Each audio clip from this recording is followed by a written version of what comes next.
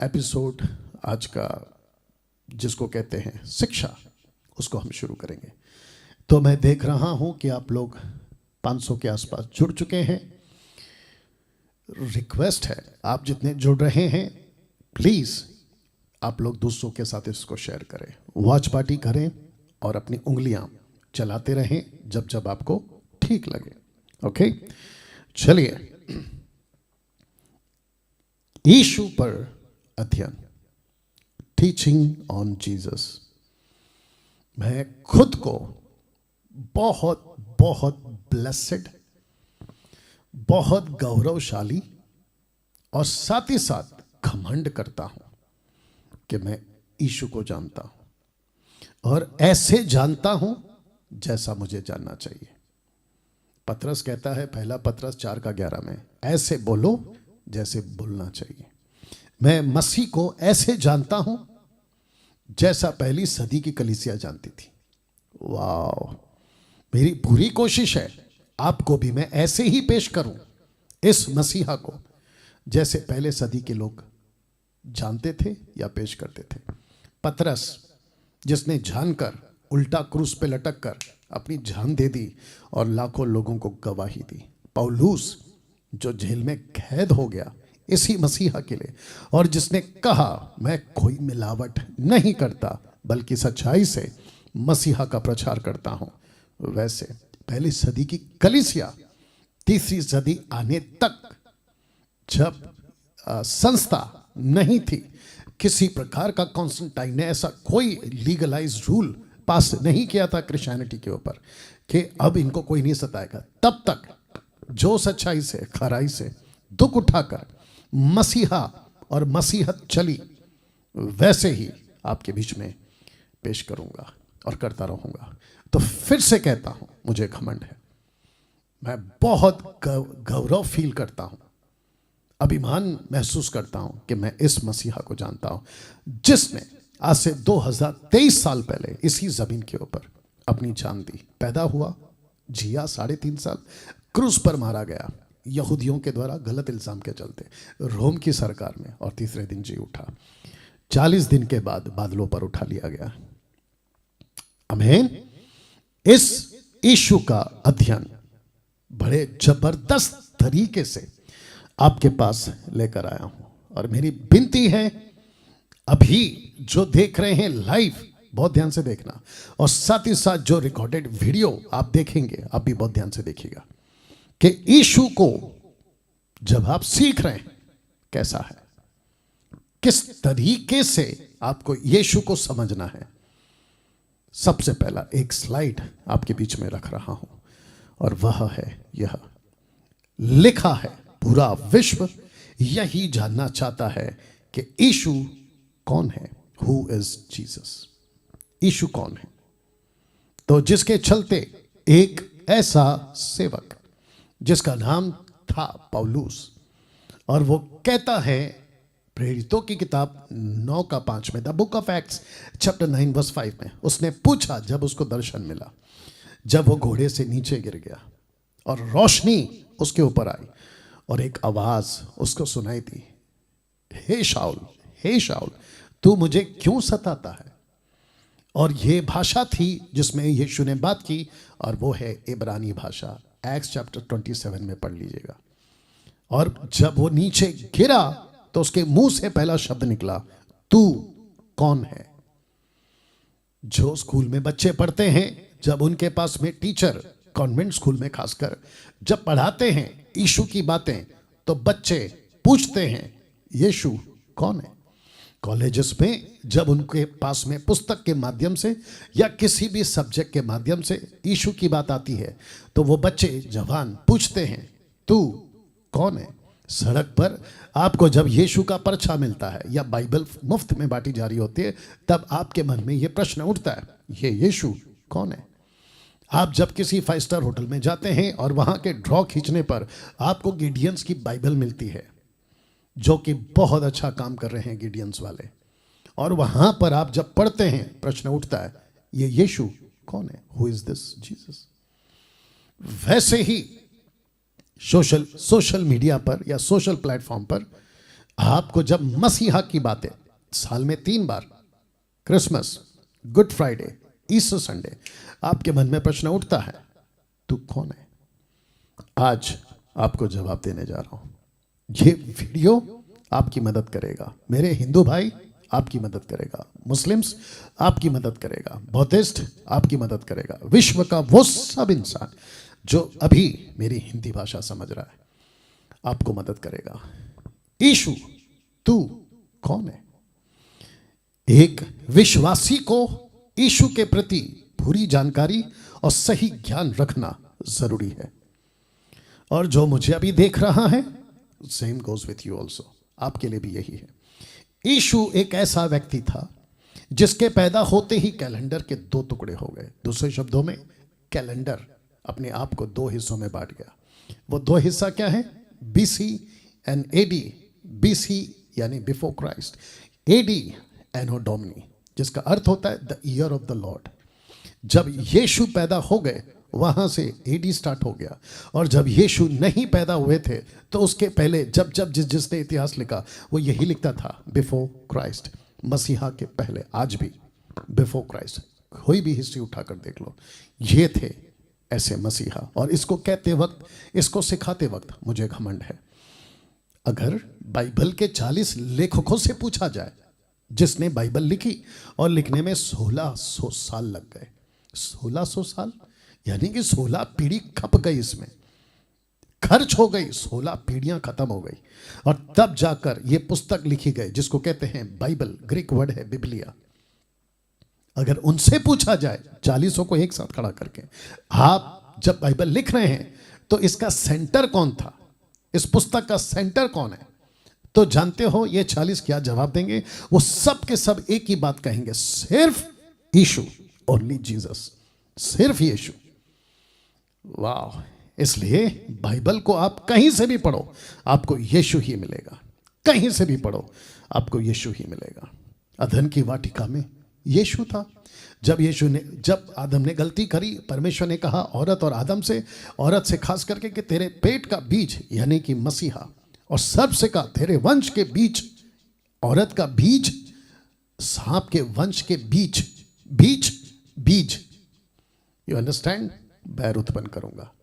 और मसीहा ने आकर वही किया, शैतान का खुल्लम खुल्ला तमाशा किया और उसके सर को कुचला। दूसरे शब्दों में उसको पावरलेस बना दिया। दूसरे शब्दों में उसका जो अधिकार था अंधकार का, उसको खत्म किया। यह बात अलग है कि जब तक आप यीशु में नहीं हैं आप अंधकार में हैं। जिस दिन आप यीशु में आते हैं अंधकार चला जाता है, आप ज्योति में आ जाते हैं, and you become children of God. वाह! नूह के जहाज में यीशु का उदाहरण, लकड़ी का जहाज जिसमें कुछ लोग बैठकर बच गए, वैसे ही लकड़ी का क्रूस, यीशु खुद लकड़ी जिसको बताती है टबरनैकल, जब मैं रखूंगा, मसीहा वहां दिखाई दिया। इसहाक के बलिदान में यीशु का उदाहरण, क्योंकि परमेश्वर ने अब्राहम से कहा था साबित कर तू मुझसे प्यार करता है। कैसे? अपने बेटे को बलि कर। तैयार हुआ, परमेश्वर ने उसको रोका और वहां किसी और को बलिदान किया गया। परमेश्वर ने वही साबित कर दिया कि मैं तुझसे कितना प्यार करता हूं, मैं तुझे साबित करूंगा मेरा खुद का बेटा देकर। और यही तो किया। याकूब से मल युद्ध का यीशु का वहां उदाहरण आपको देखने को मिलता है। याकूब आप अकेला रह गया, प फटने तक उससे मल युद्ध करता रहा। तब कोई पुरुष आकर, कोई पुरुष, ये पुरुष कौन है? यीशु। मूसा की मिनिस्ट्री में यीशु, 1 कुरिन्थियों 10:4, वह चट्टान मसीह था, वो चट्टान मसीह था। पीतल का सांप मसीह। यीशु ने खुद कहा कि जैसे तुमने पीतल के सांप को, मूसा को कहता है, ऊंचे पे चढ़ाया, वैसे ही मनुष्य का पुत्र भी ऊंचे पे चढ़ाया जाएगा। यूहन्ना की किताब में पढ़ लीजिएगा। महायाजक, इब्रानियों 10:21, हिब्रू 10:21। इसलिए कि हमारा ऐसा महान याजक है जो परमेश्वर के घर का अधिकारी है। ये कौन है? हारून नहीं। ये कौन है? मूसा नहीं। ये कौन है? दाऊद नहीं। ये मसीहा है जो घर का अधिकारी है। मूसा के प्रचार में यीशु कैसे, देख लीजिए। व्यवस्था विवरण 18:18, डिटरनॉमी 18:18 कहता है, सो मैं उनके लिए उनके भाइयों के बीच में से, यानी कि यहूदियों के बीच में से, मैं तेरे समान एक नबी को उत्पन्न करूंगा और अपना वचन उसके मुंह में डालूंगा, और जिस जिस बात की मैं उसे आज्ञा दूंगा वही वह उनको कह सुनाएगा। कुछ मुस्लिम्स के लीडर्स या सो कॉल्ड अगुवे ये कहते हैं कि ये मोहम्मद था जिसकी बात मूसा कर रहा है। मैं उन सभी को बता दूं, बारीकी से पढ़िए, यहां लिखा है कि उनके भाइयों के बीच, तो यहूदियों के बीच, मोहम्मद यहूदी नहीं था, यीशु यहूदी था। इस बात की अपनी स्टडी ठीक करो और ठीक से प्रचार करो। राजाओं के प्रचार में यीशु, भजन संहिता 110 का 1, राजा दाऊद ने क्या कहा? कहता है कि मेरे प्रभु से यहोवा की ये वाणी है कि तू मेरे दाहिने हाथ बैठ। मार्कुस का 16 का 19 जाकर बैठा जब तक मैं तेरे शत्रु को तेरे चरणों की चौकी ना कर दूं। इब्रानियों 10 का 13 यही बात को रिपीट करता है पौलुस। यहोवा ने शपथ खाई और ना पछताएगा कि तू मेलकिसेदेक की रीति पर सर्वदा का याजक है। मेलकिसेदेक की रीति पर, वाह, इन सब का कनेक्शन यीशु से है। यशाया नबी के प्रचार में यीशु, जिसको कहते हैं 4 मेजर प्रॉफिट्स, उसमें से एक प्रॉफिट है आइजाया, यशाया। देखिए उसने क्या कहा? इस कारण प्रभु आप ही तुमको एक चिन्ह देगा। लिखा है प्रभु आप ही। इसका मतलब है कि जिसको हम ऑलमाइटी गॉड कहते हैं वो खुद को एक चिन्ह देगा। वह प्रभु आप ही तुमको एक चिन्ह देगा, मतलब वो खुद वो चिन्ह बन जाएगा। ओ परमेश्वर खुद चिन्ह बन जाएगा। सुनो, एक कुंवारी गर्भवती होगी, पुत्र जनेगी, ब्रैकेट में यीशु, उसका नाम इमैनुएल रखेगी। वाह! और इमैनुएल का मतलब क्या है? आप सभी जानते हैं, परमेश्वर हमारे साथ। दानियल के दर्शन में यीशु, जब दानियल ने दर्शन देखा तो उसने क्या देखा? ये 2 चित्र देख लीजिए। उसने देखा कि एक मूर्ति है, सोने की, चांदी की, पीतल की और कीचड़ की, और अचानक से एक पत्थर आता है। दूसरा उसने देखा एक पुरुष है और वो कुछ ऐसा देखा। तो पहले पत्थर की बात करते क्योंकि ये पत्थर मसीहा है। फिर देखते देखते तूने क्या देखा कि एक पत्थर ने बिना किसी के खोदे आप ही उखड़कर उस मूर्ति के पांव पर लगकर जो लोहे और मिट्टी के थे उनको चूर चूर कर डाला। लिखा है बिना किसी के खोदे। इसका मतलब है कि यीशु को खुद परमेश्वर ने भेजा। अचानक आएगा, रखूंगा मैं। और फिर दानियल कहता है 5:10 का 5 में, तब मैंने आंख उठाकर देखा कि सन का वस्त्र पहने, यानी कि व्हाइट, उफाज जैसे कि कुंदन से कमर बांधे हुए एक पुरुष खड़ा देखा। और इसी को जॉन ने भी देखा था रेवलेशन चैप्टर 1 में। आप जानते इस बात को। योना, जिसको कहते हैं यूनुस, मत्ती 10:12 का 40 में, यूनुस, योना, ब्रैकेट में 3 रात दिन जल जंतु के पेट में रहा, वैसे ही मनुष्य का पुत्र 3 रात दिन पृथ्वी के भीतर रहेगा। किसका कनेक्शन है? ये जब मछली में था, मछली के पेट में 3 रात 3 दिन, वैसे मनुष्य का पुत्र रहेगा 3 रात 3 दिन धरती के अंदर। क्या बात है! मलाकी जो माइनर प्रॉफिट है वो क्या कहता है? देखो मैं अपने दूत को भेजता हूं, वह मार्ग को मेरे आगे सुधारेगा। प्रभु जिसे तुम ढूंढते हो वो अचानक अपने मंदिर में आ जाएगा। अचानक अपने मंदिर में आ जाएगा। एक दिन यीशु पहुंचे भी, लूका का 4 का 18 से आगे। आप जानते होंगे इस बात को। तो जिसके चलते ये सब बातें आपको कनेक्ट करती हैं यीशु से। हाँ, वाचा का वह दूत कौन है? ये वाचा का दूत वही वाचा जो व्यवस्था विवरण 18:18 में बांधी थी। जिसे तुम चाहते हो, सुनो, वो आता है। ब्रैकेट में यीशु, सेनाओं का यहोवा का यही वचन है। इसको देखें, मीका 5 का 2, हे बेतलहम एप्रता, यदि तो ऐसा छोटा है कि यहूदा के हजारों में गिना नहीं जाता, तो भी तुझमें से मेरे लिए एक पुरुष निकलेगा। एक पुरुष। ये पुरुष कौन है? मसीहा यीशु, जो इज़राइल में प्रभुता करने वाला होगा। उसका निकलना प्राचीन काल से वरना अनादि काल से होता आया। तो यीशु आजकल का नहीं है दोस्त, और यीशु 2000 साल पुराना का भी नहीं है दोस्त। यीशु सनातन है, यीशु अनंत काल का है, और यीशु प्राचीन काल से है, अनादि काल से आने का बात हुआ है उसका। एक नबी और जिसने ऐसा कुछ देखा, हेजकेल 1:5, फिर उसके बीच में से 4 जीवधारियों के समान कुछ निकले और उनका रूप मनुष्य के समान था। अब आपको समझ आ रहा है कहां कहां यीशु का कनेक्शन है ओल्ड टेस्टमेंट में। और कुछ ऐसा देखा था यूहन्ना ने प्रकाशित वाक्य के 4 अध्याय में। पहला प्राणी सिंह के समान, दूसरा प्राणी का मुंह बछड़े के समान, तीसरे प्राणी का मुंह मनुष्य का सा, और चौथा प्राणी उड़ते हुए उकाब के समान। और इसने क्या देखा? उसको 4 जीवधारियों के समान कुछ निकले, 4 जीवधारी। और ये लिविंग क्रीचर्स यहां पर है। और ये कौन है साहब? 4 सुसमाचार। मती कहता है कि सिंह है, क्योंकि लायन जंगल का राजा है। तो किताब कहती है यीशु यहूदियों का राजा है। मरकुस की किताब बछड़ा, जो कि कहता है मैं सेवा लेने नहीं सेवा देने आया हूं। You understand? लूका की किताब कहता है मनुष्य का पुत्र। जब जब पढ़ोगे मनुष्य का पुत्र, मनुष्य का पुत्र, मनुष्य का पुत्र, ये कौन है? मनुष्य जैसा देखा। यूहन्ना की किताब कहता है उकाब, परमेश्वर का पुत्र, परमेश्वर का पुत्र, और लिखा है उड़ते हुए उकाब। तो यूहन्ना जो परमेश्वर डिक्लेयर करता है यीशु को, यीशु का सुसमाचार अभी भी उड़ रहा है। वाह! इसका मतलब है कि जब सिंह को कहा तो नहीं कहा उड़ रहा है या दौड़ रहा है, जब या बछड़े को कहा तो नहीं कहा चल रहा है या दौड़ रहा है, मनुष्य को नहीं कहा दौड़ रहा है या चल रहा है। लेकिन जब उकाब की बारी आती है तो कहता है उड़ते हुए उकाब, उड़ते हुए उकाब, उड़ते हुए उकाब के समान, उड़ते हुए उकाब के समान। बाइबल को 2 भागों में क्यों बांटा गया? Y 2 parts? ओल्ड टेस्टमेंट कहता है कि यीशु की भविष्यवाणी, जहां पर यीशु की बहुत सारी भविष्यवाणी है, में यीशु की भविष्यवाणी ओल्ड टेस्टमेंट में, न्यू टेस्टमेंट में यीशु की भविष्यवाणी पूरी होती है। ये 2 फर्क है। एक कहता है प्रोफेसी है, दूसरा कहता है प्रोफेसी इज फिल्ड, फुलफिल्ड, पूरा हो गया। यीशु का जलाल इन तीनों ने देखा था। जब यीशु पृथ्वी पर थे, मूसा यीशु के कम से कम 2500 साल पहले, और एलिया यीशु से 2-2.25 साल पहले, दोनों आकर मिलते हैं। और ऊपर से आवाज आती है तीनों को, याकूब, यूहन्ना और पतरस, तीनों को कहता है पुत्र की सुनो, पुत्र की सुनो।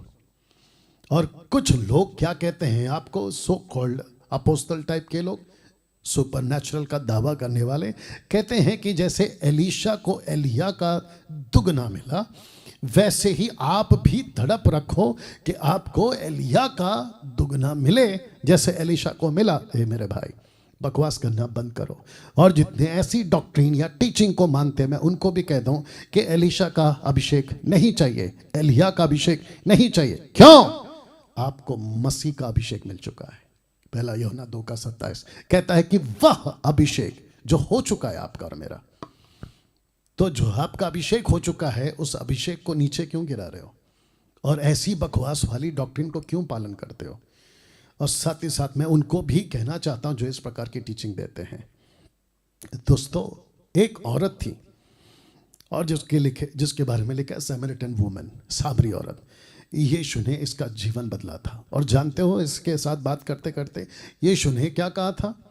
जिसकी बात तुम कर रहे हो याकूब की, जिसकी बात करते थे याकूब के ज़माने से, मैं वही मसीहा हूं। और इसने, औरत ने जब सुना, कन्विंस हो गई, तो इसने पूरे जहां को जाकर बताया, वहां के पूरे गांव को बताया। और लिखा है कि पूरा गांव इस औरत की बात सुनकर इकट्ठा होकर उसके पास आया। जानते हो फिलिपियर 2:10 क्या कहता है? कहता है कि जो स्वर्ग में और पृथ्वी पर और जो पृथ्वी के नीचे हैं, वे सब यीशु के नाम पर घुटना टेकेंगे। ये चित्र शुक्र है मुझे मिल गया।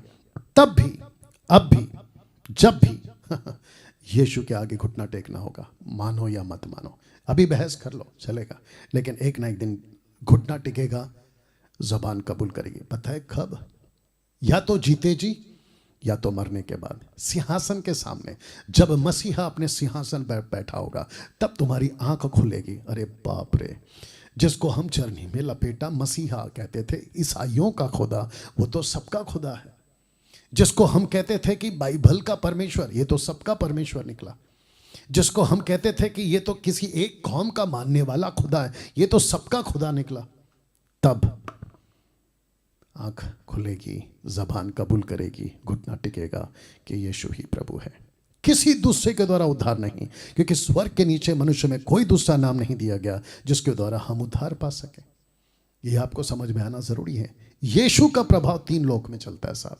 मानो या ना मानो। एक स्वर्ग, दूसरा पृथ्वी, तीसरा नरक। चित्र देख लीजिएगा आप लोग। इन तीनों लोक में यीशु का प्रभाव चलता है, यीशु का दबदबा चलता है। स्वर्ग यीशु को जानता है, पृथ्वी यीशु को जानती है, नरक यीशु को जानता है। मनुष्य यीशु को जाने, ये परमेश्वर की इच्छा है। शैतान को अच्छे से पता है यही मसीहा है, लेकिन वो उनकी आंखें बंद करके रखा है। लेकिन हम जैसे प्रचारकों के चलते मसीहा उन पर दया करेगा, इस विश्वास के साथ हम प्रचार करते हैं। जानते हो, एक दिन मसीहा बादलों पर आएगा और लिखा है हर एक आंख उसको देखेगी। प्रकाशित वाक्य 1:7। अगर यीशु जिस दिन आ गया उस दिन तो दूध का दूध पानी का पानी हो जाएगा, लेकिन उसके पहले विश्वास कर लो। और जितने विश्वासी हैं, मैं चाहता हूं कि अपना हाथ लीजिए, खुद को शाबाशी दीजिए। पता है क्यों? क्योंकि आप ब्लेसेड लोग हो, ब्लेसेड लोग हो। धन्य है वो जो मुझ पर विश्वास करता है। यीशु कहता है बिना देखे, सिर्फ आपने शास्त्र पर विश्वास किया और आपने अपना जीवन प्रभु को दे दिया। अब सबसे बड़ा सवाल, मैं चाहता हूं कि आप इस पे ध्यान दें। सबसे बड़ा सवाल, क्यों यीशु गॉड है? क्यों यीशु गॉड है? हम क्यों माने कि यीशु गॉड है? Why we should believe that Jesus is God? क्यों? बहुत सारे, कुछ नहीं, बहुत सारे पृथ्वी पर ऐसे लोग हैं जो यीशु को नबी मानते हैं, भविष्यवक्ता, प्रॉफिट। आप बहुत गलत हैं दोस्त, किसी भी एंगल से आप सही नहीं हो। आज आपके बीच में ऐसे तथ्य, ऐसे प्रूफ और ऐसी सच्चाई रखूंगा, आप भी मान बैठोगे कि यस, हमसे गलती हुई है और यीशु गॉड है। हाँ, एक व्यक्ति है, उसका नाम है जाकिर नाइक। वो कहता है कि बाइबल के अंदर जीसस ने लिखित में कभी नहीं कहा कि I am God and worship में। मैं उस मूर्ख से कहना चाहता हूं, आप अपनी स्टडी को ठीक करो। हाँ, वो बात अलग है कि तुम्हारी बकवास बहुत है वीडियोस पे बाइबल को लेकर, हम तो तुमको तवज्जो भी नहीं देते, हम तो तुमको देखते तक भी नहीं है। दूसरे शब्दों में, तुम्हारी तरफ ध्यान तक नहीं देते। लेकिन कुछ लोग हैं जो हम तक तुम्हारी वीडियो पहुंचाते हैं और कहते हैं कि पास्टर डैनियल ये देखो ऐसा बकवास कर रहा है। तो मैं उन सभी को कहना चाहता हूं, आपने बाइबल को ठीक से नहीं पढ़ा है। तुम कुछ हिस्से उठाकर तुम किसी प्रकार के नतीजे पे नहीं आ सकते। गाड़ी को एक तरफ देखकर गाड़ी नहीं कहते, घर को एक तरफ देखकर घर नहीं कहते। आपको अंदर जाना होता है, चीज़ें देखनी होती है। वैसे ही बाइबल को परखना होगा, देखना होगा, आपको चारों एंगल को जांचना होगा, तब पता चलेगा। ओ यू अंडरस्टैंड? एक ऐसा वचन है, आइए रख दे रहा हूं, हिंदी और इंग्लिश में दोनों में रख दे रहा हूं। यूहन्ना 1:1, जॉन 1:1 कहता है कि आदि में वचन था, वचन परमेश्वर के साथ था और वचन परमेश्वर था। In the beginning was the word and the word was God with God and the word was God. In the beginning was the word and the word was with God and the word was God. अब इसको आपके बीच में बारीकी से रखता हूं। सबसे पहले एक व्यक्ति है, मर गया वो, उसका नाम है अहमद शेख, जाकिर नाइक का लीडर या गुरु जो भी है। वो कहता है कि यहां दो शब्द हैं और मैं चाहता हूं कि जहां मैंने एरो किया है आप उसको देख लीजिएगा। तो वहां है थियोन और यहां है थियोस। इसको उठाकर उस महामूर्ख ने एक ऐसा स्टेटमेंट दिया और जिसके चलते कुछ मसीह समाज के लोग और अगुवे कन्विंस भी हो गए। आपके बीच में इसकी पोस्टमार्टम करने जा रहा हूं। अगर समझ आती है समझो, नहीं तो मिलो न्याय के दिन, दूध का दूध और पानी का पानी होगा। अब कुछ कहते हैं कि आदि में वचन था और वचन परमेश्वर के साथ था और वचन परमेश्वर था। तो यहां पे जो दूसरी लाइन पे परमेश्वर है वो कहते हैं कि वो थियोन है, और जो वचन परमेश्वर था वो कहते हैं कि वो थियोस है। तो जो थियोन है वो अलग है और जो थियोस है वो अलग है। इसको उठाकर, वारे बेटा। तो जिसके चलते आपके बीच में ये मैंने दोनों रखा है। तो एक है थियोस और दूसरा है थियोन। अगर जो कहते हैं कि थियोस मतलब गॉड और थियोन मतलब is not a God, okay. तो लूक जब लिख रहा था ना, तो उसने लिखा लूका की किताब 2:13 को, और हिंदी में मैं आपके लिए रख रहा हूं। लूक चैप्टर 2 वर्स 13, लूक 2:13 कहता है कि तब एक लिखा है कि तब एकाएक उस स्वर्गदूत के साथ, मतलब बहुत सारा झुंड था स्वर्गदूतों का, स्वर्गदूतों का दल परमेश्वर की स्तुति करते हुए, और ये कहते हुए, तो परमेश्वर की स्तुति करते हुए, वर्शिपिंग द गॉड। तो यहां पे जो गॉड है उसको क्या लिखा है आप ही देख लो, थियोन। तो जो कहते हैं कि थियोन टोन थाए, ऐसा भी कुछ बकवास कर रहा था वो, कहता है कि he can not be God, तो फिर ये क्या है? You understand? वो छोड़िए, आपको और भी एंगल देता हूं। तो ये रहा एक का एक। तो बारीकी से फिर पढ़िएगा, आदि में वचन था, वचन परमेश्वर के साथ था और वचन परमेश्वर था। तो यहां पर लिखा है कि जो वचन था वो परमेश्वर था। अगर वचन जीसस है तो जीसस कौन है? थियोस। यही तो लिखा है, थियोस, यही तो लिखा है, ये देख लो, यही तो लिखा है, थियोस। तो जो वर्ड था वो गॉड था, और जो गॉड था वो ग्रीक में कहता है थियोस था। दूध का दूध, पानी का पानी। और ये रहा उसका प्रूफ। अगर आपको लगता है कि नहीं वो थियोन अलग है, तो फिर थियोन की वर्शिप कैसे कर रहे हैं angels? Worship, angels can not worship human, angels can only worship God, और वो है थियोस ना। अब प्रश्न उठता है कि then who is the word? Theos. तो जो वर्ड था वो थियोस था। And who is Jesus? God. परंतु पुत्र से कहता है कि हे परमेश्वर, तेरा सिंहासन युगान युग रहेगा, तेरे राज्य का राजदंड न्याय का राजदंड है। तो पुत्र से कहता है परमेश्वर। आइए देखते हैं ग्रीक में ये ट्रांसलेशन क्या है, ये देख लीजिए। आप इसको नीचे पढ़िए, थियोस। तो थियोस ने कहा थियोस से, वाह, थियोस ने कहा थियोस से। ओके, अब ये काफी है ना, आगे भी और है मसाला। तो जिसके चलते फिर प्रश्न उठता है कि then who is the word? थियोस, ब्रैकेट में God. And who is Jesus? God. और फिर गॉड खुद कहता है गॉड को, परमेश्वर खुद कहता है परमेश्वर को, थियोस खुद कहता है थियोस को। मेरे दाहिने हाथ में बैठा। आपने अभी एक पढ़ा था, आइए दो पढ़ते हैं। लिखा है यूहन्ना 1:2, जॉन 1:2, यही आदि में परमेश्वर के साथ था। यही, ये यही कौन है? इंग्लिश में लिखा है कि the same was in the beginning with God. Same, ये कौन है सेम? ये वही तो है, यही तो लिखा है, आपने यही तो पढ़ा था यहां पर, यही तो पढ़ा था आपने, आदि में वचन था। तो जो आदि में वचन था वही तो था इसके साथ में। तो लिखा है कि वही तो था आदि में परमेश्वर के था, यही तो the same was in the beginning with God. Wow. Then something happened 2000 years before. कुछ तो हो गया 2000 साल पहले, या 2023 साल पहले। वही वचन लिखा है देहधारी हो गया, ये बच्चा बनकर मसीहा पैदा हो गया। आइए पढ़ते हैं। वचन देहधारी हुआ, अनुग्रह सच्चाई से परिपूर्ण होकर हमारे बीच में डेरा किया। हमने उसकी ऐसी महिमा देखी जैसे पिता के इकलौते की महिमा। तो ये बच्चा 23 साल पहले कुछ हो गया, समथिंग हैपेंड 2000 years बिफोर। ये बच्चा पैदा हो गया। ये बच्चा कौन है? वर्ड। तो वापस से पीछे जाते हैं, आदि में वचन था, वचन परमेश्वर के साथ था और वचन ही परमेश्वर था। और फिर कहता है, ये तो मैंने क्लियर कर दिया, then who is Jesus? Then who is the word? Theos. And who is Jesus? God. और यही जो साथ में था, लिखा है the same was in the beginning. और ये क्या हो गया? वचन देहधारी हो गया, ही बिकेम फ्लैश। रख रहा हूं 1 तिमोथी 3:16।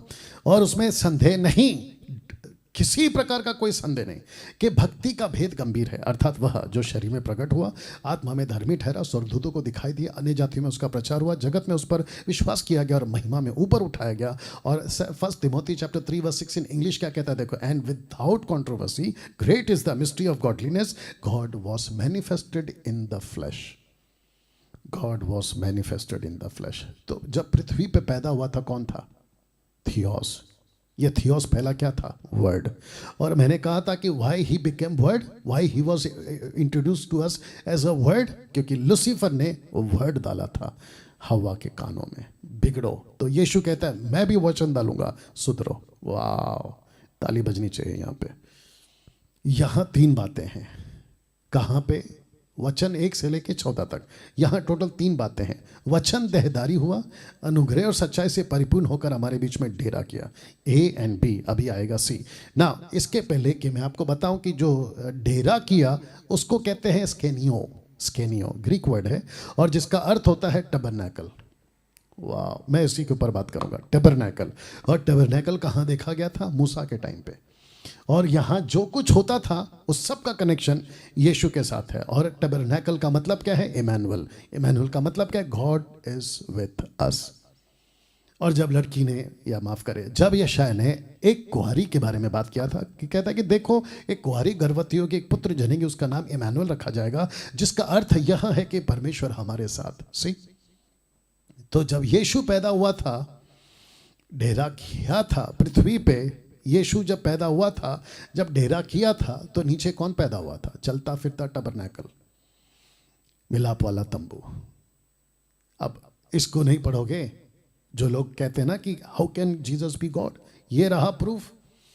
और अभी आगे तो बहुत सारा मसाला है। तो जिसके चलते औरत ने कहा परमेश्वर हमारे साथ है। इसको कहा था फरिश्ते ने, इसको कहा था प्रॉफिट ने कि एक कुंवारी गर्भवती होगी, बेटा पैदा करेगी और उसका खुद का नाम वो औरत रखेगी कि इमैनुअल, टबरनैकल। नाउ सी पार्ट को देखते हैं। हमने उसकी ऐसी महिमा देखी जैसे पिता के इकलौते की महिमा। तो 3.5 साल तक यीशु की महिमा देखी गई और 3.5 साल तक 4 लोगों ने उसकी महिमा का वर्णन किया। मत्ती 28 अध्याय, मरकुस 16 चैप्टर्स, माफ करें, मरकुस में 16 चैप्टर, लूका में 24 चैप्टर्स और यूहन्ना की किताब में 21 चैप्टर्स।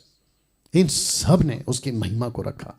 तो जिसके चलते आप यहां पर देख लो, निर्गमन 40 का 33 से 34, उसने निवास के चारों ओर वेदी के आसपास आंगन की कन्हात तक खड़ा करवाया और आंगन के दूसरे के पर्दे को लटका दिया। और इस प्रकार मूसा ने सब काम को पूरा करके समाप्त किया। अब जरा शब्द को ध्यान देना। तब बादल मिलाप वाले तंबू पर छा गया, यहोवा का तेज निवास स्थान पर भर गया। और यही तो लिखा है कि वचन देहधारी हुआ, अनुग्रह सच्चाई से परिपूर्ण होकर हमारे बीच में डेरा किया। हमने उसकी ऐसी महिमा देखी जैसे पिता के इकलौते की। तो यहां पे जो महिमा देखी थी वही यीशु के ऊपर देखी गई।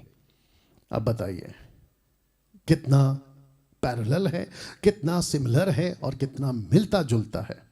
कुलुस्सियों 2 का 9 क्या कहता है देखिए, क्योंकि उसमें ईश्वरत्व की सारी परिपूर्णता सदैव वास करती है। ईश्वरत्व किसके बारे में कहा? क्या अब्राहम के बारे में कहा कि इसमें ईश्वरत्व? नो। मूसा के बारे में कहा? नो। पतरस, याकूब, यूहन्ना, पौलुस? नो। सिर्फ यीशु के बारे में कहा कि इसमें ईश्वरत्व है। वाह! यीशु से 2000 साल पहले इजरायलियों का टबरनैकल यानी कि निवास स्थान, यीशु से 2000 साल पहले, आज 2000 साल पहले सच्चा टबरनैकल यानी कि निवास स्थान। तो यीशु से पहले ये वाला और आज से यीशु तक ये वाला। वाह, कैसे रख रहा हूं। अब बात करते हैं शैडो वर्सेस रियल। इसको और इसको, ये है शैडो और ये है रियल।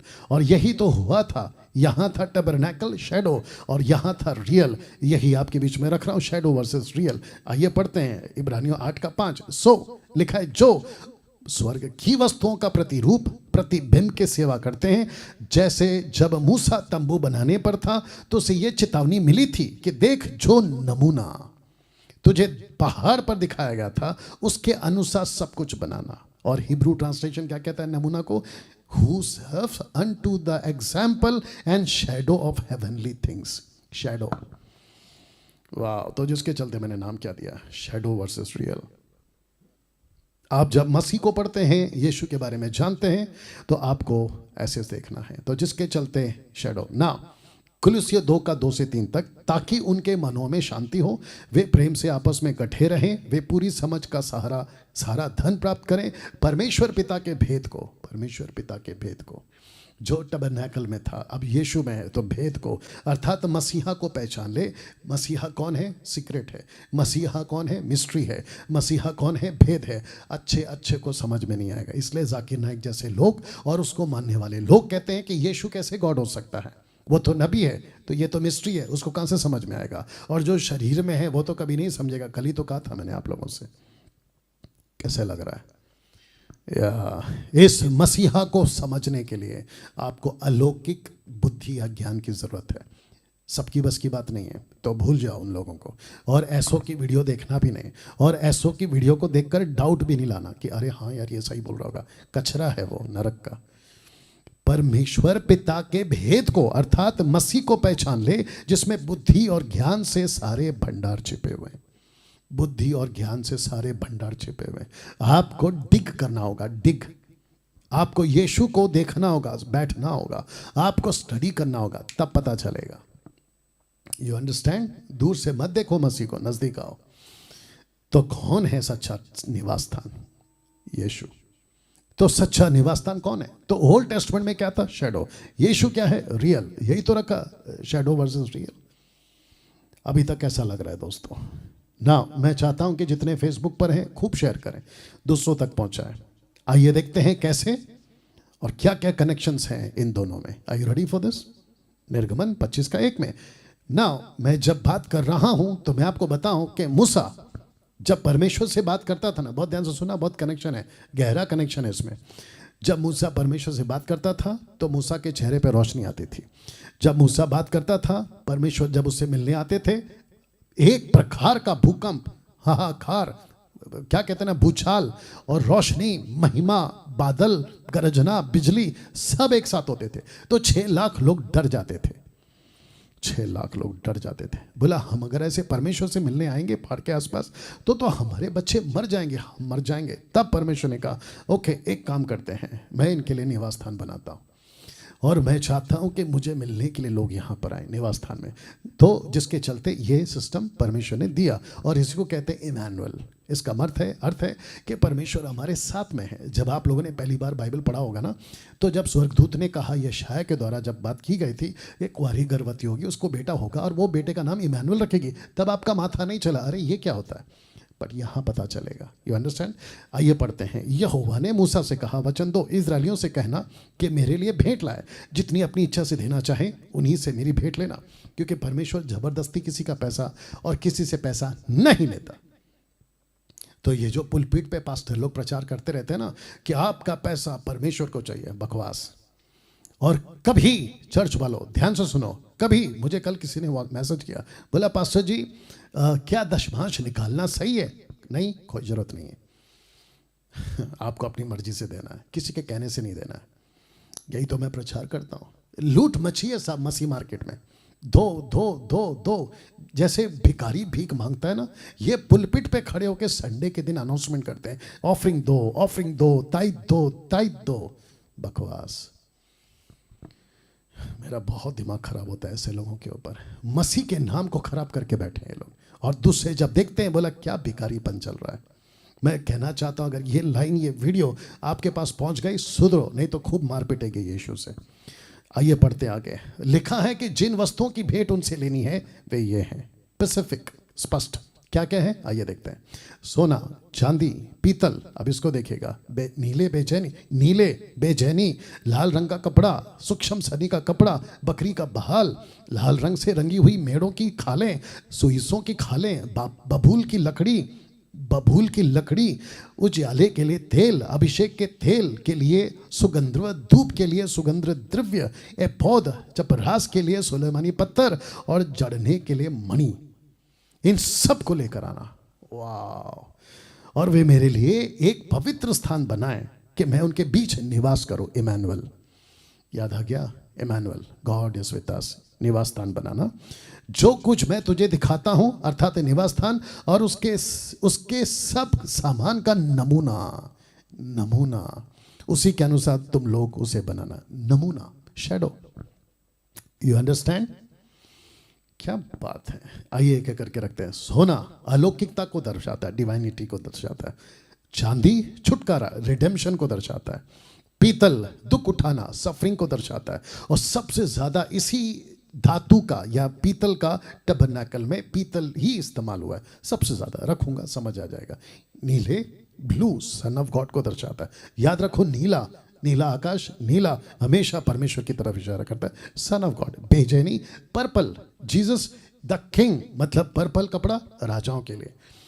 वाह, याद होगा ना क्रूस पे। हाँ, लाल रंग का स्कैरल्ट, जो दर्शाता है जीसस द सेवियर, लाल रंग का कपड़ा जीसस को दर्शाता है, सेवियर को दर्शाता है। सूक्ष्म Sunny fine Lennon, Jesus the perfect man, सिद्ध मनुष्य, उसको दर्शाता है। और ये चारों किताबें हैं, जॉन, मैथ्यू, मार्क, लूक। उल्टा जा रहा है, देख लीजिएगा।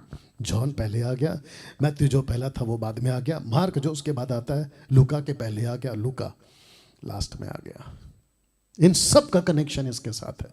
तो son of God John, Matthew the king, Mark the saviour, Luke perfect man. Perfect man, क्या कनेक्शन है। नहीं, अब आप सोच के देखिए, जब ये लोगों से परमेश्वर मांग रहा था ना, ये सबको जब मांग रहा था ना, और आप लोग जब पढ़ रहे थे ना, आपका दिमाग नहीं चला। इसलिए फिर कहता हूँ, बाइबल बोरिंग नहीं है। इसको जरा ठीक से पढ़ोगे और मुझ जैसों को सुनोगे और जो सही प्रचार करते हैं उनको सुनोगे ना, तो आपको मजा आएगा। तो ओल्ड टेस्टमेंट कभी बोरिंग नहीं है। या तो ये सब आपको मैंने बता दिया, ठीक है ना। तो इन सब का कनेक्शन 4 किताबों से। अब बात करते हैं द पर्पस ऑफ टबरनैकल, क्यों कहा परमेश्वर ने निवास स्थान बनाने। आइए 4 कारणों से। तो सबसे पहला, इजरायली परमेश्वर को नहीं जानते थे, विश्वासी देश से अविश्वासी देश से निकल कर आए थे। मतलब ये जहां घूम रहे थे वो अविश्वासियों का क्षेत्र था, कहीं मूर्ति पूजक ना बन जाए। चौथा और आखिरी है, यीशु को इन्हीं में से आना था। यही वजह थी कि टबरनैकल बनाओ। क्यों? ताकि मैं इनको साफ रख सकूं। क्यों? मैं इनको एजुकेट कर सकूं। क्यों? ताकि ये मूर्ति पूजक ना बन जाए। क्यों? ताकि जब मसीहा इनके बीच में पैदा हो तो ये अपने बच्चों को कहानी सुनाए कि एक दिन मसीहा आएगा, एक दिन मसीहा आएगा। वाह! आइए देखते हैं कनेक्शन को। सबसे पहला, जैसे ही टबरनैकल, मिलाप वाला तंबू, उसके गेट के पास जाते तो लिखा है कि टबरनैकल का गेट पर आपको सबसे पहला मृत्यु दिखाई देगी।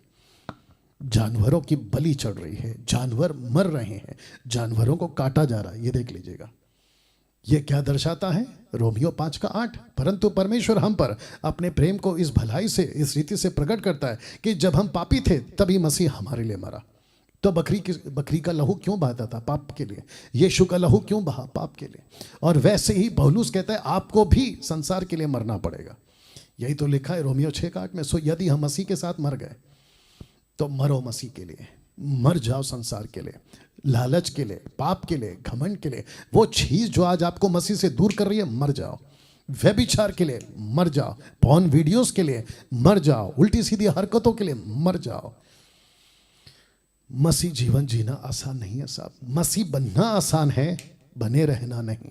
दिमाग में रखिएगा इस बात को। निर्गमन 27:1-2। फिर वेदी को बबूल की लकड़ी के 5 हाथ लंबी 5 हाथ चौड़ी बनवाना, वेदी चौकोर हो, उसकी ऊंचाई 3 हाथ की हो और उसके चारों कोनों पर 4 सिंग बनवाना, और वे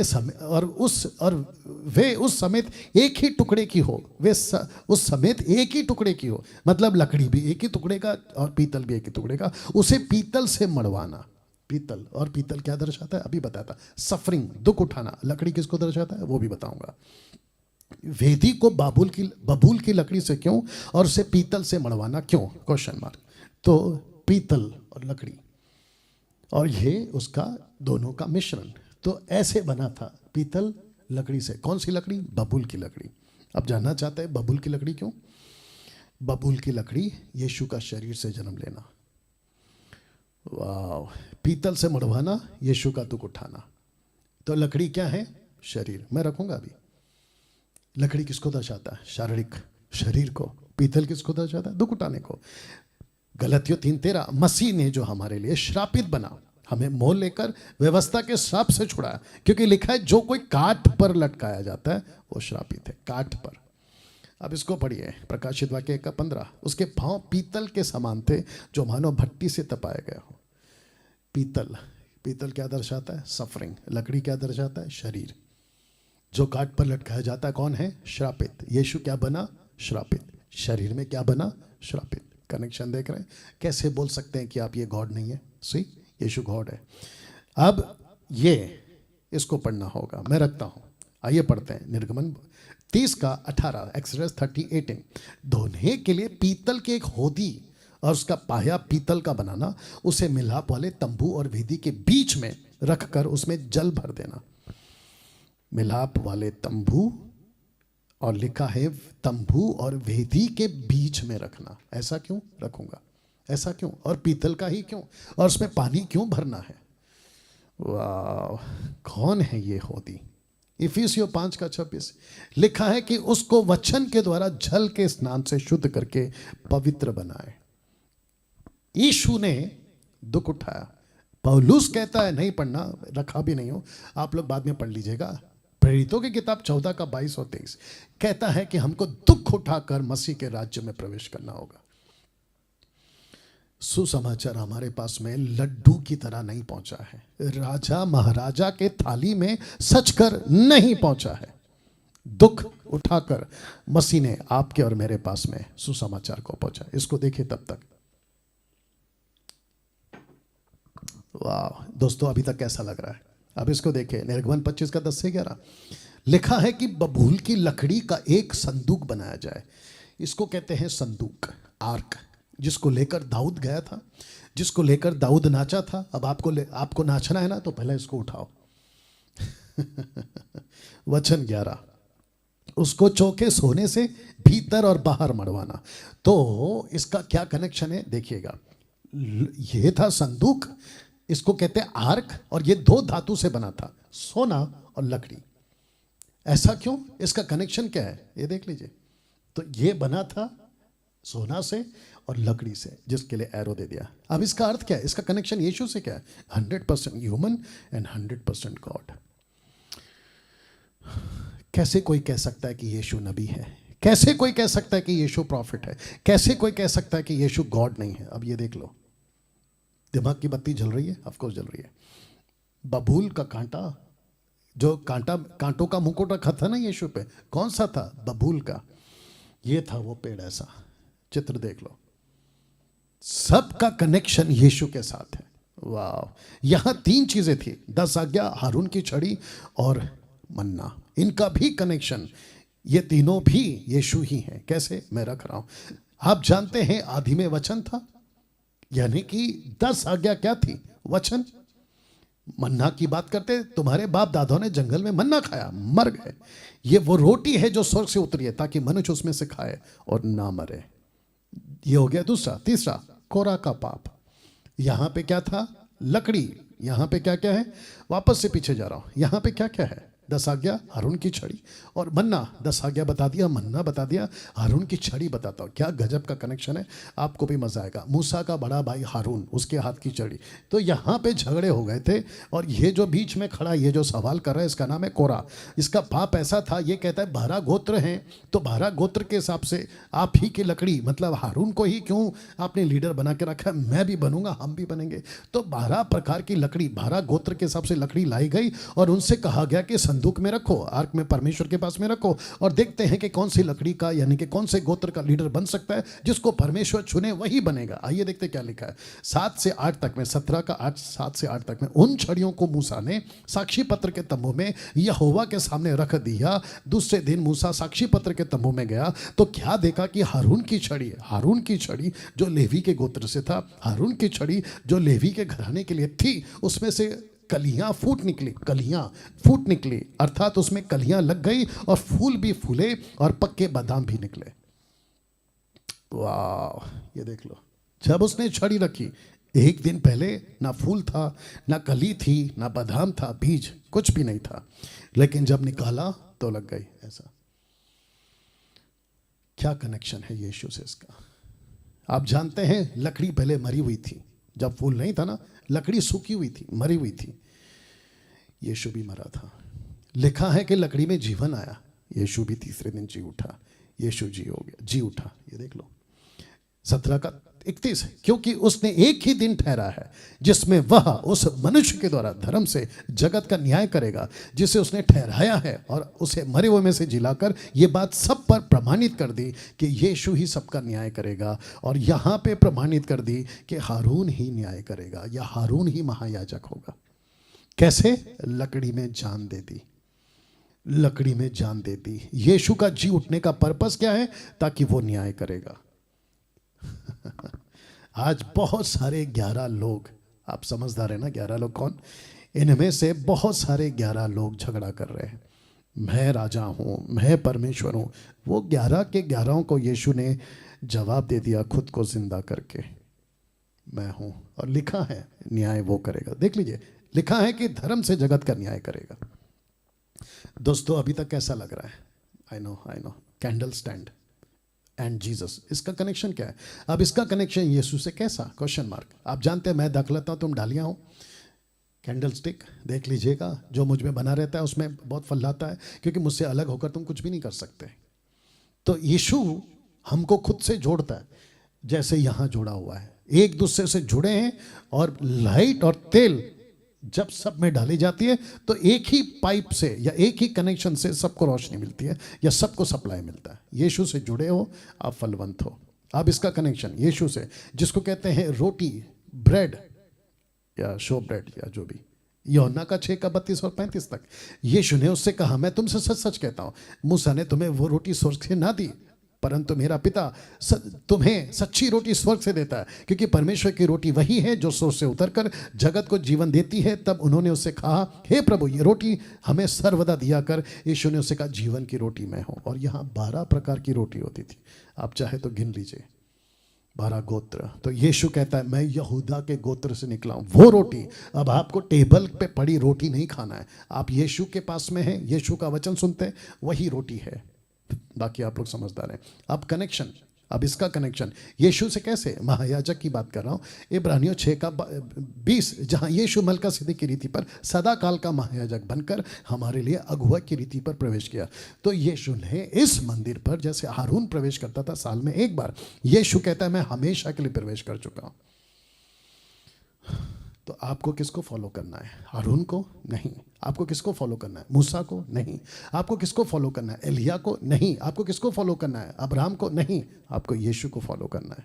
क्यों? क्योंकि यीशु हमेशा का महायाजक है और एक ही बार गया और किसी बकरी का, मुर्गी का नहीं, खुद का लहू बहाया। दोस्तों कैसा लग रहा है?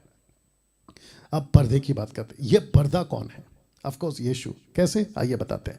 इब्रानियों 10 का 19 से 20 में लिखा है, सो हे भाइयों, जबकि हमें यीशु के लहू के द्वारा उस नए और जीवित मार्ग से पवित्र स्थान में प्रवेश करने का हया हो गया, जो उसने पर्दे अर्थात अपने शरीर में से होकर हमारे लिए अभिषेक किया। पर्दे से होकर अर्थात शरीर से होकर। तो ये पर्दा कौन था? यीशु का शरीर। और हम कैसे, हमारा अभिषेक किसने किया? इसी शरीर से हमारा अभिषेक हुआ है। क्या बात है! इसलिए फिर कहता हूं कि यहाँ वहाँ अभिषेक के चक्कर में मत भागो। और ना ही कोई कहता है ना कि गाढ़ा अभिषेक था, मोटा अभिषेक था, पतला अभिषेक था। बकवास, बकवास। धूप जलाने की वेदी। आइए इसका कनेक्शन, अब इसका कनेक्शन यीशु से कैसे? आइए पढ़ते हैं। अब ये सारा कुछ आपके बीच में रखा है निर्गमन 30वां अध्याय वचन 1 से 10 तक में। धूप जलाने के लिए बबूल की लकड़ी की वेदी बनाना, यानी कि शरीर यीशु, उसकी लंबाई 1 हाथ, चौड़ाई 1 हाथ की हो, वह चकोर हो, उसकी ऊंचाई 2 हाथ की हो, उसके सींग और उस टुकड़े से बनाए जाएं। और वेदी के ऊपर वाले पल्ले चारों ओर के अलंगों, सोने की चौके सोने से मढ़वाना, उसकी चारों ओर सोने की एक बाड़ बनाना, और उसकी बाड़ के नीचे उसके दोनों पल्ले से सोने के दो टुकड़े बनाकर उससे दोनों लंगन और लगाना, और उसके उठाने के डंडों के खानों को का काम देंगे। देखिए आप जब इसको पूरा पढ़ोगे ना तो सोना लकड़ी, सोना लकड़ी, सोना लकड़ी। आइए पढ़ते हैं इब्रानियों 7 का 22। सो यीशु एक उत्तम वाचा का जीवन ठहरा, माफ करना, जामीन ठहरा। वे तो बहुत से याजक बनते आए, इसका कारण यही था कि मृत्यु उन्हें रहने नहीं देती थी, पर यह युगान युग रहता है, इस कारण उसका याजक पद अटल है। तो यहाँ याजक क्या करता था? धूप जलाता था। धूप का धुआं और कैंडल स्टैंड का लाइट, मैं रखूंगा अभी, कैंडल स्टैंड का लाइट और धूप का धुआं। और ये धूप और लकड़ी और सोना कौन है? यीशु। 100% ह्यूमन, 100% गॉड। तो कहता है कि जो याजक तब काम करते थे वो नहीं टिकते थे, क्यों? मौत आ जाती थी उनको। लेकिन यहाँ क्या कहता है? पर ये युगान युग रहता है, क्योंकि यीशु परमेश्वर है, मनुष्य नहीं। वो मरा लेकिन वो हमेशा के लिए जीवित है, इस कारण उसका याजक पद अटल है। धूप जलाने का पद अटल है। यही तो लिखा है ना, धूप का जलाने का मतलब है प्रार्थना। यीशु क्या करते हैं? इब्रानियों 7 का 25 में लिखा है कि वो विनती करते रहते हैं। वाह! इसलिए जो उसके द्वारा परमेश्वर के पास आते हैं वह उनका पूरा पूरा उद्धार कर सकता है, क्योंकि वह उनके लिए विनती करने को सर्वदा जीवित है। सो ऐसा ही महायाजक हमारी योग्यता, जो पवित्र, निष्कपट, निर्मल, पापियों से अलग, स्वर्ग से भी ऊंचा किया हुआ, पापियों से अलग। आपको भी अलग होना पड़ेगा। अगर यीशु से संगति करना है ना, आपको भी अलग होना होगा। रील्स यूट्यूब की, फेसबुक पे, उसको देखना बंद करो। पापियों के बीच में सुसमाचार सुनाने के सिवा दूसरा कोई वजह नहीं है उनके बीच में जाने का। अलग रहो। पिक्चर के गाने अलग रहो। थिएटर्स जाना बंद करो। उल्टी सीधी हरकतें बंद करो। पापियों से अलग रहो। यीशु रहता था अलग, स्वर्ग से भी ऊंचा किया हुआ, और उन महायाजकों की नाई उसे आवश्यक नहीं कि प्रतिदिन पहले अपने पापों और फिर लोगों के पापों के लिए बलिदान चढ़ाए, क्योंकि उसने अपने आप को बलिदान चढ़ाकर उसे एक ही बार में निपटा दिया। शब्द कितना अच्छा है, निपटा दिया। अब बात करते हैं यहाँ की, क्योंकि वक्त को ध्यान रखना। यहाँ पूरा अंधेरा होता था, क्योंकि पूरा ढका होता था, तो यहाँ पूरा अंधेरा होता था। तो प्रश्न उठता है, तो अति पवित्र स्थान का रास्ता कौन दिखाता था? ये देख लीजिए, रास्ता कौन दिखाता था? क्योंकि लाइट्स नहीं है वहाँ पे, लाइट नहीं है तो अंधेरा। और याद रखो, यहाँ स्टैंड है, वहाँ स्टैंड नहीं है। अति पवित्र स्थान में स्टैंड नहीं है, लाइट नहीं है, पवित्र स्थान में लाइट है। तो रास्ता कौन दिखाता था? यूहन्ना 8:12। तब यीशु ने फिर लोगों से कहा, जगत की ज्योति मैं हूँ, जगत की ज्योति मैं हूँ। जो मेरे पीछे चलेगा वह अंधेरे में ना चलेगा, परंतु जीवन की ज्योति पाएगा। प्रार्थना का धुआं और यीशु की रोशनी। तो ये होता था धुआं, ये होती थी रोशनी। तो यीशु जगत की रोशनी है, यीशु वो धुआं है, यीशु वो याजक है, और जिसके चलते जो धुआं है ना, वो रास्ता दिखाता था। प्रार्थना का धुआं और यीशु की रोशनी आपको अति पवित्र स्थान में ले जाएगी। वाह, कैसा लग रहा है? थाली बजाकर परमेश्वर को धन्यवाद दीजिए। अब इसकी बात करते हैं। इन दोनों के बीच कुछ नहीं है। किसके? इस करूब और उस करूब के बीच में कुछ नहीं है। टोटल गैप है। देखो, टोटल गैप है। ऐसा क्यों? परमेश्वर ने कहा, मूसा, जब तुम मिलाप वाले तंबू और खास करके संदूक बनाओगे, आर्क, तो 2 करूब बनाना, एंजल्स के पंख बनाना, लेकिन दोनों के बीच में जगह खाली रखना। ऐसा क्यों? अब इसका कनेक्शन क्या है? परमेश्वर को मूर्ति पूजा पसंद नहीं है। इसके बीच में कुछ नहीं होना चाहिए, और यही वजह है। ना क्रूस की पूजा करो, ना तस्वीर की पूजा करो यीशु की, ना किसी भी प्रतिमा की पूजा करो। जो बाइबल के संत थे, वो चाहे कोई भी हो, किसी की तस्वीर मत रखो। गले में लॉकेट पहनना यीशु का बंद करो, क्योंकि परमेश्वर को मूर्ति पूजा से नफरत है। कैसा लगा? अब अंत में 2 बातें उसको बताकर खत्म करूंगा। नंबर 1, इजरायली तब, कलीसिया अब। आइए देखते हैं। इजरायली चली थी परछाई के पीछे, हम चल रहे हैं सच्चाई के पीछे। वाह, वापस बोलो। इजरायली चले थे परछाई के पीछे, हम चल रहे हैं सच्चाई के पीछे। ये फर्क है। दूसरा, एक ही महायाजक तब भी और एक ही महायाजक अब भी। तब एक ही महायाजक को अलाउड था, और यीशु भी एक ही महायाजक, 2-2, 3-3, 4-4 नहीं। और ये हमेशा का महायाजक है। 1 तिमोथी 2:5, क्योंकि परमेश्वर एक ही है, परमेश्वर और मनुष्य के बीच में भी एक ही बिचवाई है, अर्थात मसीह यीशु जो मनुष्य है। कुछ लोग कहते हैं ना, जाकिर नाइक जैसे लोग कहते हैं कि जीसस अगर गॉड है तो वो मनुष्य क्यों बनकर आया? अब आपको समझा? ये वजह है, क्योंकि इसको मीडिएटर बनना था। मनुष्य जो पापी है, परमेश्वर जो पवित्र है, दोनों को मिलाने वाला एक मीडिएटर। वाह, आशा करता हूं कि आप समझे होंगे ये कैसा अंधापन का प्रोग्राम चल रहा है। और कल है इस हफ्ते का आखिरी दिन, और अगले हफ्ते होगा पूरा आखिरी दिन, और कल है 10वां दिन, डे 10। और आपको पता है कल का टॉपिक है पवित्र आत्मा, होली स्पिरिट। यीशु जब उठा लिए गए 40 दिन के बाद, तो यीशु ने कहा ठीक 10 दिन के बाद मैं पवित्र आत्मा भेजूंगा। और देख लो, आज 10वां दिन, यानी कि कल 10वां दिन। ओके, तो दोस्तों, आशा करता हूं कि जीसस को आप समझे होंगे, यीशु क्यों गॉड है आप इसको समझे होंगे। इस वीडियो को खूब शेयर करें, खूब एजुकेट हों, खुद को भी एजुकेट करें और दूसरों को भी एजुकेट करें। आइए प्रार्थना करते हैं। सृष्टिकर्ता पिता, यीशु के नाम से आपको धन्यवाद देता हूं। प्रभु जी, मैं जानता हूं आज बहुत सारी बातें आपने लोगों को सिखाई हैं, उनके जीवन में आपने बहुत सारा काम किया है। प्रभु जी, मैं प्रार्थना करता हूं एक एक व्यक्ति को जो आज सीख रहा है, सीख चुका है, उन सभी के जीवन में काम कर, और प्रभु जो अंधापन है उसे हटा दे, लोग सत्य को जाने, ऐसी मैं प्रार्थना करता हूं यीशु के नाम से, आमीन। चलिए दोस्तों, अपना ख्याल रखें, प्रभु आपको खूब आशीष दे। मिलते हैं कल ठीक 8 बजे। जय मसीह।